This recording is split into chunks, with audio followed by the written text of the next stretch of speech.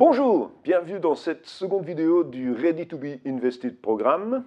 Je suis toujours Ben Piquet et ces vidéos sont toujours disponibles en Creative Commons, donc vous pouvez les réutiliser, vous pouvez les partager, vous pouvez les copier tant que vous voulez, mais la licence qu'on vous propose, c'est de citer évidemment qu'elles ont été construites par Linsquare et Pi4MGT. Vous ne pouvez pas en faire un usage commercial, vous ne pouvez pas les dériver et on vous demande de les reproduire à l'identique. Voilà. Le Ready to be Invested programme, c'est un ensemble de vidéos, un ensemble de workshops également. Vous pouvez suivre chez Linsquare à Liège, www.linsquare.be.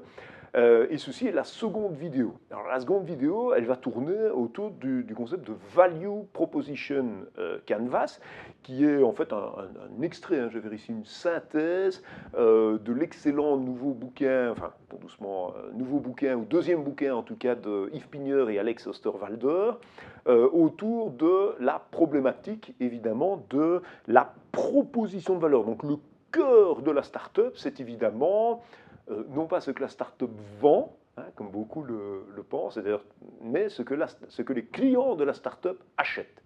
Alors, dans le monde des startups, il y a pas mal de graphiques, pas mal d'études, etc.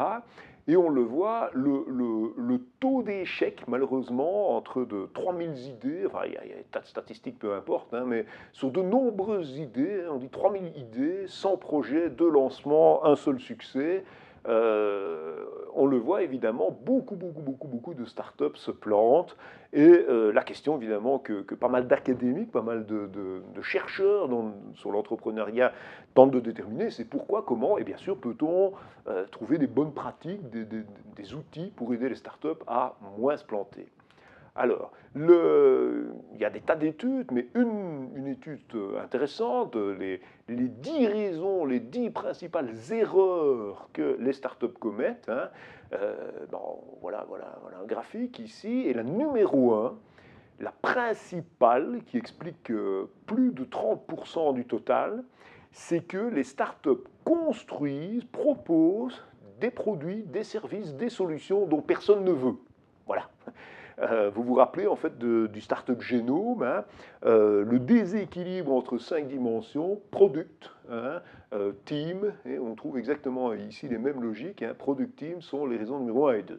Et donc la raison numéro 1, 30% des cas, le produit construit, le service offert ne correspond pas aux attentes de clients. Alors c'est pas subtil, c'est pas on est en train d'inventer un truc que les gens ne veulent pas du tout. Généralement, on veut un peu, mais on n'est pas dans la co-construction. Et donc, typiquement, on est dans une logique où le produit ne correspond pas tout à fait, et le pas tout à fait qu'à la fin, finalement, ça ne fonctionne pas du tout. Alors, l'agenda de cette vidéo, l'agenda de cette introduction, on va vous parler effectivement de Value Proposition Canvas, qui est un schéma que propose Alex Osterwalder pour aider justement à réfléchir à comment construire une solution que des clients vont souhaiter. Et en gros, l'idée, c'est de la co-construire avec eux, d'observer les clients, de partir d'un pain. Dans la mise en œuvre du Value Proposition Canvas, 5 erreurs à ne pas commettre, l'idée d'observer les clients, construire la solution, 10 caractéristiques d'une bonne solution et un certain nombre de ressources. Voilà. Une vidéo qui est un peu plus courte que la précédente. J'ai repris pour l'essentiel des slides publics qui sont disponibles sur slideshare.net et qui sont les originaux d'Alex Osterwalder. Je proposerai dans les ressources, c'est pour ça que je ne vais pas le réenregistrer moi-même, longuement, un lien vers la même conférence donnée par l'auteur. Je vous invite évidemment à suivre. Ceci est vraiment une version synthétique. Je fournis en ressources à la fois l'original des slides et la conférence donnée par Alex lui-même. Je trouvais évidemment que ça n'avait aucun sens que je tente de reproduire la même, donc je vous en donne vraiment une version de synthèse. Voilà.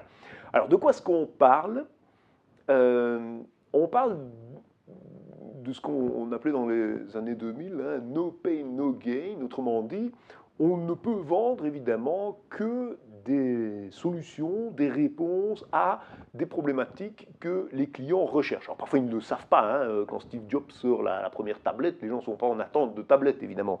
Mais en général, il y a quand même, disons, une logique de dire si les gens n'ont pas besoin, ou si on fait un truc qui ne correspond absolument à rien du tout, effectivement, on ne va pas lancer. Alors, l'approche, ce que je vais sortir ici, vient d'un excellent bouquin que je vous invite vraiment à lire, qui s'appelle Value Proposition Design, hein, qui va proposer le Value Proposition Canvas, et dont je vais présenter, disons, les grandes lignes ici. Ce livre est la suite, en quelque sorte, de Business Model Generation, qui proposait Business Model Canvas, et il va se concentrer sur la case centrale du Business Model Canvas, à savoir la proposition de valeur, très maladroitement traduite en français par offre. Dans la version francophone du Business Model Canvas, on parle d'offre. Moi, je préfère vraiment parler de proposition de valeur, puisque l'offre tend à sous-entendre ce que vous vendez. Or, toute l'idée, c'est plutôt ce que le client vous achète, qui est souvent pas la même chose. Voilà. Et l'idée, c'est d'adresser, évidemment, avec ce Value Proposition Canvas, la raison numéro 1, 30% des échecs de start-up, dû au fait que les gens construisent des solutions, développent des solutions, des offres dont personne ne veut. Alors, la grande idée, comme je le disais, c'est que par rapport au BMC, au Business Model Canvas, on va se concentrer sur la case centrale, hein, on va construire une réponse à une étude de la case de droite, plus exactement une étude de chacun des segments possibles de la case de droite, en tentant de comprendre de manière subtile quelles sont véritablement les attentes des segments de clients qui nous intéressent. Alors pour cela, l'idée c'est vraiment de construire en observant le client, hein, on va faire ce qu'on appelle un Customer Profile, la partie à droite en ronde, et après construction du Customer Profile, on essaiera de faire une value map, un cadeau où on va construire la solution, le produit, le service qui répond au mieux, disons, aux attentes du client. Il ne faudra pas essayer de couvrir tout, etc. On va le voir. Il faut faire des choix, et faire des choix intelligents, posés, malins. Okay. Alors, en gros, le Value Proposition Canvas, c'est donc ces deux graphiques. Hein, on va jouer avec des post-it, on va observer, etc. On va d'abord travailler la partie droite, pour observer le client. Il y a différentes techniques d'observation. Hein. Une conversation avec des clients, ce n'est pas négatif, à condition évidemment qu'on ne soit pas à l'influence du modèle. On peut recueillir des statistiques, on peut observer, on peut monter des expériences. Mais donc, en gros, l'idée, c'est de piger de manière subtile quelles sont véritablement les attentes par rapport à une problématique donnée. Et ensuite, partie gauche, le carré, développer la solution, l'exercice qui va avec. Alors, pour le client, il y a 3 grands blocs, en quelque sorte. Donc, l'idée, c'est vraiment prendre une grande feuille, dessiner un rond, hein, et mettre Customer Job, Gain, Pain, et puis coller des tas de post-it jusqu'à développer effectivement une compréhension subtile et fine du client. Alors, le Customer Job, qu'est-ce que c'est? Ça décrit, donc il y a plusieurs parties. Hein. Le cœur du truc, c'est si un client a un souhait, je vais au cinéma, hein, voilà, aller au cinéma, enfin, j'ai envie de me distraire en allant au cinéma, c'est pas tout à fait un pain, hein, c'est déjà en partie une solution. Qu'est-ce qu'on attend? Qu'est-ce qu'on attend, en tout cas, au minimum pour aller au cinéma? Alors, on s'attend sans doute à ce que... donc, le job va décrire les choses que le client souhaite, qui doivent être faits, évidemment, par rapport aux besoins. Si le besoin, c'est aller au cinéma, il faut décrire le minimum. Au minimum, on s'attend forcément à voir un film. On s'attend à ce qu'il y ait du son. Ça, c'est vraiment les choses de base. On s'attend sans doute à être assis. Quoique, hein, on pourrait vouloir aller en bagnole, on pourrait faire du cinéma sur une pelouse, donc il y a plein de variantes. Mais en tout cas, au minimum, ce serait simple. Au minimum, il y a des choses dont on ne peut pas retourner. Si vous faites un cinéma, il faut au minimum voir le film. Probablement, on s'attend à une certaine variété de films, etc. etc. Mais donc, il y a les choses de base, ce qui doit absolument exister. Et ces choses qui doivent exister, on va évidemment détailler, hein, les choses dont on ne peut absolument pas se passer. Il y a éventuellement des contextes. Ça, c'est très intéressant. Le point 2, la notion de contexte. Je peux aller au cinéma comme un cinéphile. Je peux y aller avec des amis. On peut y aller avec des enfants. On peut y aller avec des collègues de bureau. On peut y aller avec son fiancé ou sa fiancée. Ça crée autant de contextes pour lesquels probablement les attentes sont différentes. hein. Si on y va avec des enfants, peut-être qu'on souhaite que ce soit sympa, qu'il y ait des pauses, hein. Si on va avec des tout petits, peut-être qu'on souhaiterait que le film se passe en 4 blocs de 20 minutes avec 5 minutes pour aller courir, alors que si on y va avec des potes, on voudrait pouvoir crier dans la salle, je n'en sais rien. Donc évidemment, le job est différent éventuellement selon le contexte. L'identification des contextes est très très très intéressant parce que ça va permettre de segmenter éventuellement des offres et d'arriver avec des approches tout à fait particulières.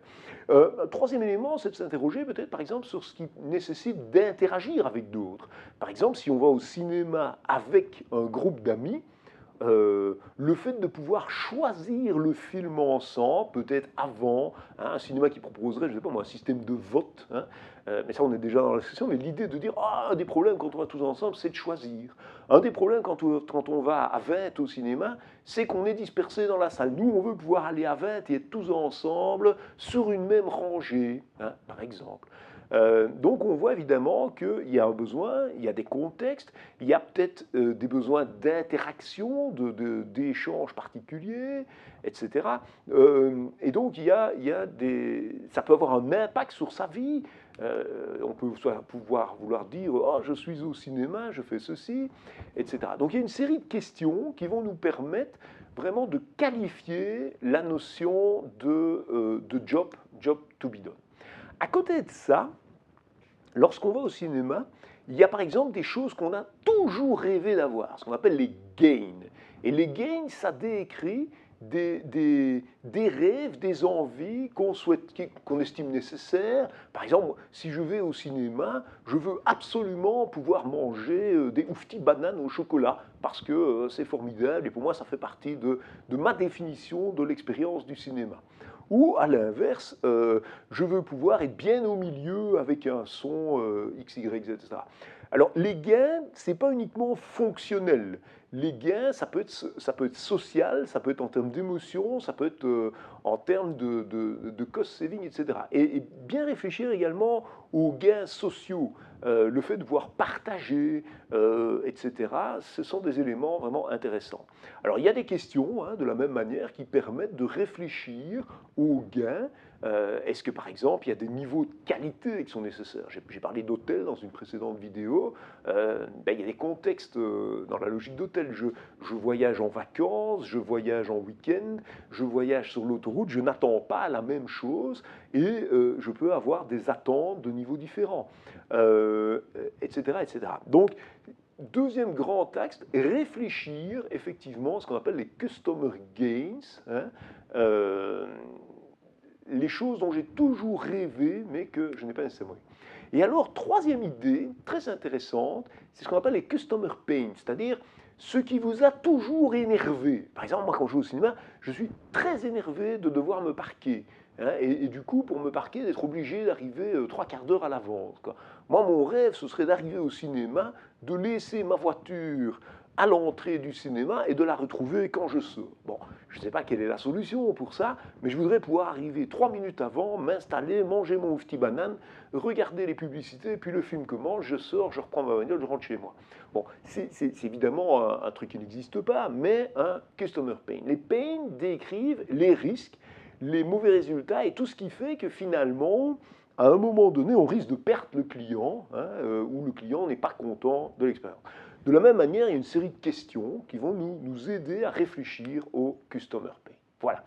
L'idée fondamentale, c'est qu'une fois que l'on a observé le client, on peut construire ce qu'on appelle la value map, c'est-à-dire on peut imaginer des variantes de l'offre cinéma pour le super client. Si je veux inventer, si je veux disrupter, ça c'est un truc très intéressant, si je veux disrupter le concept de cinéma, je peux inventer le cinéma de demain, non pas en partant de mon idée du cinéma de demain, mais en partant d'une vision la plus exhaustive possible de la compréhension du consommateur de cinéma de demain, et puis je développe l'offre la plus large possible.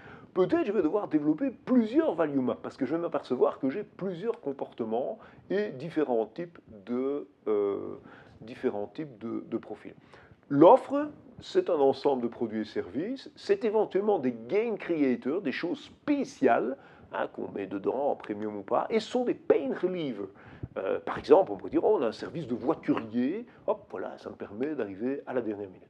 Voilà, ça c'est le principe général, je dirais, du Value Proposition Canvas. Donc ça a l'air assez simple, mais attention, il faut quand même pratiquer un peu. Et il y a notamment une série d'erreurs à ne pas commettre, hein. Première erreur, évidemment, c'est de ne pas regarder la proposition, le client et la solution de manière séparée. Il faut absolument d'abord observer le client et ensuite construire, design la solution. Ça, c'est la première chose. Ne pas hésiter à regarder, enfin, la deuxième erreur, c'est de voir tous les types de clients à travers un seul canevas. C'est clair que si je vais au cinéma en famille, avec des amis ou comme un cinéphile, c'est trois façons totalement différentes d'aller au cinéma. Il ne faut pas essayer de caser tout ça dans un seul customer map. Il faut faire 3 customer maps. Okay. Ensuite, une autre erreur, c'est de regarder le client avec l'idée que l'on a déjà a priori de ce qu'on veut faire. Si on se dit, oh, moi je vais faire un multiplex, je vais inventer Kinépolis, hein, mettons que Kinépolis n'existe pas, j'invente Kinépolis, j'ai déjà une idée de ce que je veux faire et j'essaye de me justifier en trouvant des clients qui rentrent dans le schéma qui est le mien. Ça ne sert à rien, alors ne faites pas Canva, inventez votre Kinépolis, si ça marche tant mieux pour vous, et si ça ne marche pas, vous ne saurez pas pourquoi. Non, si vous voulez vraiment designer une solution qui réponde à un besoin, prenez la peine de faire table rase, hein, j'avais un slide autour de Forget hein, dans l'introduction, n'hésitez pas à oublier tout ce que vous connaissez et profitez de la rencontre avec des consommateurs de cinéma potentiels pour bien les écouter, les observer, comprendre leurs attentes, leurs rêves, ce qui les a toujours frustrés, et alors peut-être que vous serez conforté ou que vous trouverez les derniers détails qui feront justement que votre offre sera particulièrement remarquable et pas simplement banale. Okay. Alors, lorsque vous designez une solution, que vous observez le client, une autre grosse erreur, c'est de ne regarder que les aspects fonctionnels. Hein, se dire au cinéma, il faut un film, il faut des sièges, il faut qu'on ait le programme à l'avant. Non, il faut vraiment bien penser à réfléchir aux gains, aux pertes, mais également dans les aspects job, aux éléments émotionnels, au fait que je dirais, il y a peut-être des envies d'apprendre, des besoins de reconnaissance, des envies de partager, des envies de communiquer. Et donc, on peut vraiment développer une offre qui couvre bien plus que le simple fait d'aller au cinéma. On peut être membre du club cinéma, etc. Donc, il y a pas mal. Enfin, c'est déjà la réponse, mais on peut avoir envie d'être régulièrement informé, envie d'apprendre, envie. Donc, il peut y avoir toute une série, disons, de produits dérivés qu'on va pouvoir créer et mettre en place qui vont sérieusement augmenter la proposition de valeur et donc de facto le prix aussi, simplement en ayant une bonne compréhension du besoin. Et alors, la dernière erreur, c'est que si on voit que le client potentiel a plein d'envies, c'est pas pour ça qu'il faut tout développer. Hein, c'est pas parce que le client dit oh moi j'aime aller au cinéma et j'aimerais tout comprendre, j'aimerais aussi avoir accès à une encyclopédie des réalisateurs et des comédiens que c'est le rôle de Kinépolis de mettre à disposition. Hein, Kinépolis peut souhaiter adresser un certain nombre de besoins et pas nécessairement l'ensemble. Par contre, c'est intéressant de savoir effectivement l'expérience cinéma dans son ensemble, quelle est-elle pour l'utilisateur. Voilà, ça c'est vraiment les 5 grosses erreurs à ne pas commettre lorsqu'on met en place. Donc vraiment se donner le temps et les moyens d'une observation fine pour ensuite construire la solution. Fondamentalement, l'idée, c'est d'observer les clients. Hein. Il faut pas. Alors, la notion d'observation, stricto sensu, dans le bouquin d'Alex Osterwalder et de Dave Pinner, ils sont vraiment dans l'observation, presque une sociologie. Personnellement, j'ai pratiqué Value Proposition Canvas avec un certain nombre de startups. Ma recommandation à moi, un petit peu nuancée, ça consiste à dire allez à la rencontre de clients, vous organisez des petits déjeuners, rencontres, demandez-leur leur avis, évitez de les influencer et essayez de comprendre de manière fine avec eux leur compréhension du besoin. c'est pas évident. D'une certaine façon, on est à la fois observateur et concepteur, et donc on influence évidemment, mais il faut le faire un minimum. Néanmoins, le fait d'observer le client avec le client, si ça présente une zone de danger, c'est quand même moins dangereux, selon moi, que par exemple faire des enquêtes en ligne. Même si je suis fan de SurveyMonkey, j'ai aussi un abonnement pro, blablabla, je l'utilise de temps en temps. Mais si on ne fait que du SurveyMonkey, que de l'enquête en ligne, on est vraiment très très loin. Il y a de gros biais qui sont introduits et c'est vraiment moins efficace. Donc l'idéal, c'est de pouvoir observer, comme dans un laboratoire, comme un sociologue. La version 2, c'est de discuter. Alors là, il y a un effet de bord très intéressant dans la discussion, c'est qu'en fait, on prend déjà contact. Donc en tant que start-up, au niveau universitaire, c'est moins valable, mais en tant que start-up, le fait de prendre contact avec des clients potentiels, ça vous développe également des compétences de type business development, sales, vous êtes déjà en contact et normalement plus tard dans le cycle de développement de votre startup, vous serez à la recherche de early adopteurs susceptibles d'utiliser vos produits et solutions et donc dans ce contexte-là, pré-observer le client en dialoguant avec lui, c'est déjà quelque part vous mettre dans une position favorable d'embarquer ses futurs clients comme des early adopteurs pour la suite. Donc moi, de ce point de vue-là, si je suis bien conscient de la, disons, du danger de rigueur intellectuelle de l'observation auquel j'invite à être attentif, je vois d'autres effets positifs, notamment dans la préparation des étapes suivantes, puisque, on l'a vu, si on a une idée, il faut d'abord la tester, puis tenter efficiency, et les deux étapes, quelque part, se rejoignent évidemment dans le fait d'aller rencontrer les clients. Ça vous met déjà en position favorable pour l'étape suivante. Voilà. Lorsque on regarde les clients, il y a des synthèses des questions, j'en propose, ce slide notamment. Il y a ce qu'on appelle les trigger questions, je vous ai brièvement présenté tout à l'heure. L'idéal, évidemment, étant de repérer celles qui vous permettent le plus de mener les conversations sans influencer les clients. Moi, j'ai mes petits cœurs là sur celles que j'utilise personnellement, qui me permettent de fonctionner dans un workshop, disons, d'échange avec les clients, dans un mode facilitateur, où je fais en sorte que la conversation tourne et rebondisse, et j'essaye que le client fournisse un max d'infos sans jamais construire la solution, mais en tournant vraiment autour du besoin, du pain, de ses rêves et des choses qui lui tapent sur les nerfs, quoi. Voilà. Lorsqu'on construira la solution, on va voir qu'il y a 3 temps, exactement comme dans le schéma proposé. C'est très intéressant d'ailleurs parce que ces deux études viennent d'endroits différents et convergent complètement. Le schéma de croissance proposé par Startup Genome, c'est aussi un discovery validé. Ici, on dit voilà, il y a 3 types de fit entre la solution et le client. Un fit sur papier. Est-ce que le problème dont on parle a l'air de rencontrer effectivement, enfin, est-ce que la réponse qu'on construit a l'air de rencontrer le problème? Un fit dans le marché, c'est avec les premiers clients. Est-ce que les gens disent ah ben oui, c'est formidable ce que vous avez fait, j'ai envie de l'essayer. Et puis, non négligeable, un fit à la banque. Les gens disent non seulement j'ai essayé votre truc, mais en plus je suis prêt à l'acheter. Donc ça, évidemment, c'est trois moments différents de fit. L'idée a l'air de coller. Enfin, on a une solution pour le problème. Les gens veulent l'essayer et à un moment donné, ils l'achètent. Voilà. L'observation des clients, dans un premier temps, induit dans un second temps de construire une solution, le value map, qui va être une espèce de mirroring incomplet, puisqu'on ne va pas adresser l'ensemble des besoins, en features, donc produits et services, mais également en créateurs de gains et en suppresseurs, je dirais, de pain. Alors, lorsque vous avez un ensemble de possibilités, n'hésitez pas évidemment à les classer. Regardez peut-être quels sont les besoins des clients, donc les prioriser en termes d'opportunités, de tangibles, de niveau d'insatisfaction, d'accessibilité pour vous. Et normalement, ça doit donner effectivement un classement des jobs, des gains et des pain releasers successifs que vous allez pouvoir mettre en place. Ici aussi, 3 types de feeds. ne pas hésiter lorsqu'on développe une solution. Il ne faut pas croire que le produit ou la solution ou le service qu'on va développer va marcher tout de suite.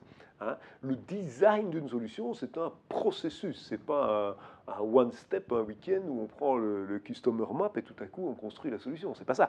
On va tester. Et donc l'idée de prototyper, prototyping, hein, l'idée de tester une pratique et un service en construisant rapidement, de manière non bon marché, un peu brutale comme ça, de manière à étudier si effectivement la réponse que l'on envisage est une réponse adéquate en termes de proposition et de business model aux problèmes que le client évoque. Si le client dit moi j'aimerais arriver, j'aimerais ne pas avoir de problème de parking, c'est pas pour autant qu'il veut confier ses clés. Donc si vous dites à un valet qui va aller lui parquer, hein, donc la réponse que vous imaginez n'est peut-être pas la bonne réponse par rapport à la demande du client.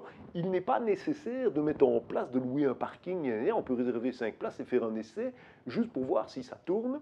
Et peut-être qu'alors on valide que la solution proposée à la problématique évoquée est effectivement valable. Hein. Il n'y a pas une adéquation immédiate. Hein. Si je veux ne pas avoir de problème de parking, je ne veux peut-être pas nécessairement laisser ma bagnole à n'importe qui. Donc c'est deux concepts différents. Il faut donc prototyper, tester. Peut-être que la bonne réponse, c'est autre chose. Okay. Alors, il y a des principes dans le modèle de prototyping. Je vous invite à regarder les documentations. Mais donc, en gros, les prototypes, ça va vite. Il faut pouvoir tester. Il y a des logiques de mesure. Il y a des techniques de résultats. Il faut pouvoir apprendre des expériences, etc. Donc, on va vraiment réfléchir et développer autour des techniques de prototypage qui nous permettront de voir si la solution que l'on construit correspond bien effectivement aux attentes des clients. Normalement, au bout d'un temps, vous développez ce qu'on appelle alors une offre de service, une offre de produit. Donc, ce que moi j'appelle une proposition de valeur. Donc, je n'ai pas de problème à parler d'offre lorsqu'elle est la réponse à une attente d'un client. Mais donc, moi, je préfère en général parler de ce que le client achète. Et ce que le client achète est évidemment remarquable. Hein, il y a 10 caractéristiques qui permettent de valider effectivement si ça correspond. Et une idée toute simple, c'est de dire, c'est le concept d'adlib, hein, notre produit, notre site web aide tel type de client, aide les guitaristes en herbe qui désirent apprendre à jouer de la guitare en suivant des cours hein, à travers notre plateforme. Et alors idéalement, c'est d'avoir un unlike. Le unlike, c'est ce qui fait que vous faites que personne ne fait. En fait, je ne l'ai pas mentionné, mais lorsqu'on design une solution, il faut idéalement couvrir l'essentiel des besoins fonctionnels et, dans le monde idéal, essayer d'adresser au moins un ou deux des gains, un ou deux des pains, de manière à être différent.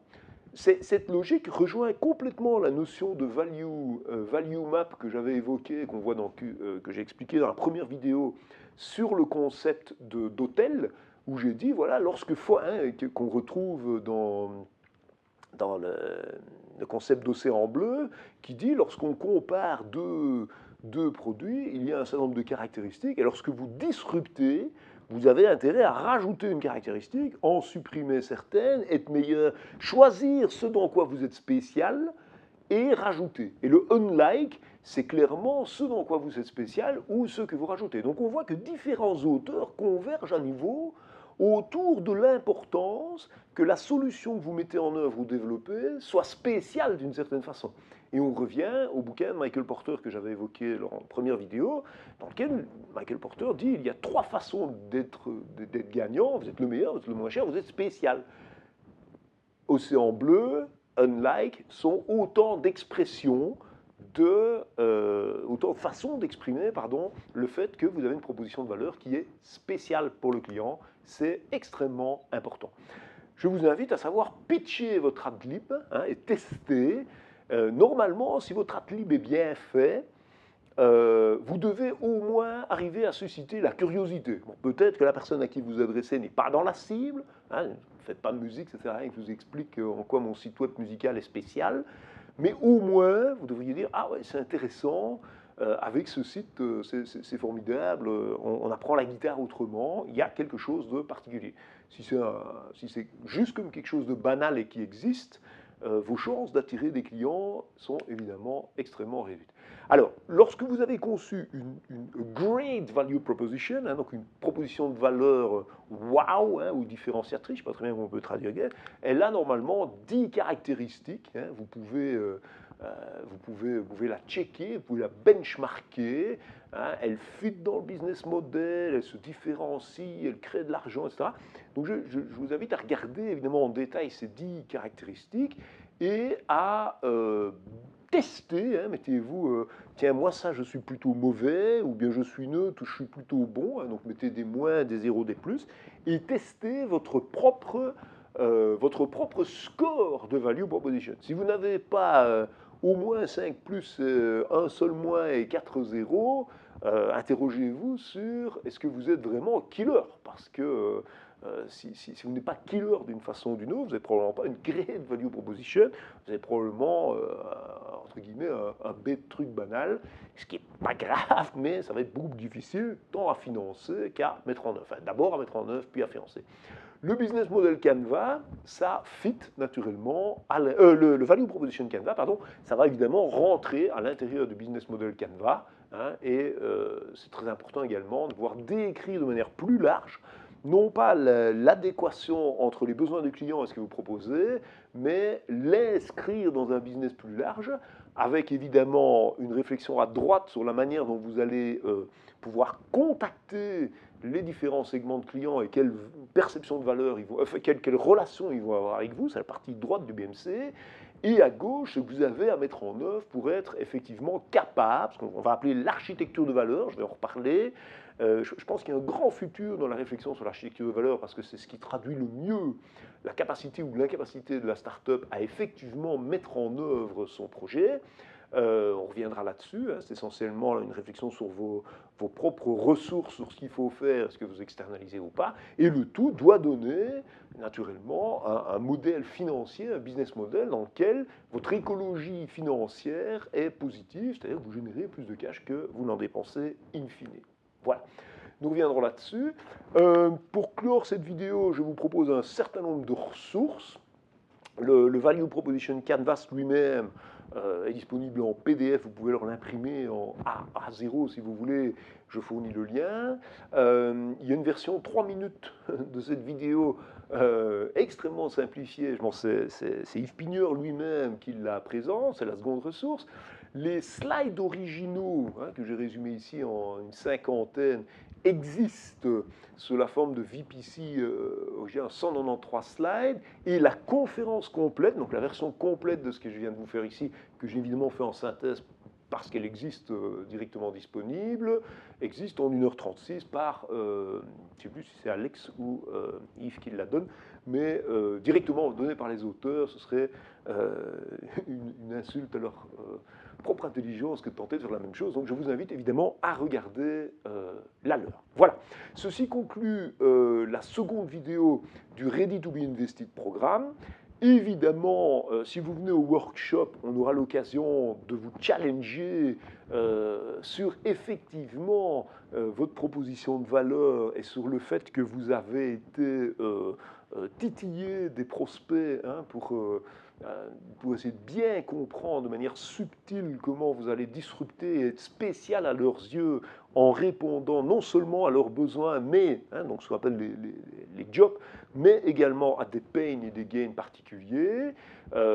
Et si vous n'êtes pas au workshop, dans tous les cas, je vous invite évidemment à lire, consulter, étudier, potasser les ressources et surtout, hein, faire avec vos clients, faire avec des prospects, votre homework et vraiment organiser un petit déjeuner réflexion, mettez autour de la table entre, je dirais, 6 et 12 suspects clients, utilisateurs potentiels de votre truc. Vous ne dites pas j'ai un truc à vous vendre, vous dites je fais une étude, et vous vous mettez dans la posture et le rôle du facilitateur et vous tentez simplement d'animer et de faire en sorte que les gens remplissent eux-mêmes leur conception du job, décrivent non pas la solution mais le problème, hein, Ne me décrivez pas Kinépolis de demain, décrivez-moi l'expérience cinéma de vos rêves.